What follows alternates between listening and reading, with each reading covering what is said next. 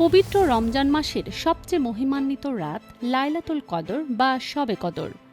এ রাতের গুরুত্ব ও মর্যাদা সম্পর্কে আল্লাহ তাআলা কুরআনুল কারিমে একটি পূর্ণাঙ্গ সূরা নাজিল করেছেন, যা শবে কদর নামে পরিচিত। এ সূরায় বলা হয়েছে, শবে কদর 1000 মাসের চেয়েও শ্রেষ্ঠ। এ রাতে আল্লাহর নির্দেশে ফেরেশতারা পৃথিবীতে অবতরণ করেন এবং ফজর পর্যন্ত শান্তি ও রহমত অব্যাহত থাকে। হাদিসে শবে কদরের ফজিলত সম্পর্কে গুরুত্বপূর্ণ নির্দেশনা দেয়া হয়েছে।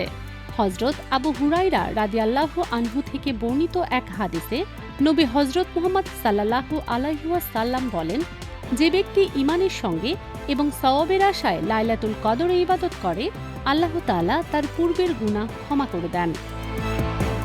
আলেমদের মতে এ হাদিসে লাইলাতুল কদরের ফজিলত লাভের জন্য দুটি শর্তের কথা বলা হয়েছে। প্রথমত, ঈমান ও আকীদা সঠিক হতে হবে, অর্থাৎ ইবাদতকারীকে প্রকৃত মুমিন হতে হবে এবং তার বিশ্বাসে কোনো ধরনের শিরক বা অপবিশ্বাস থাকা যাবে না।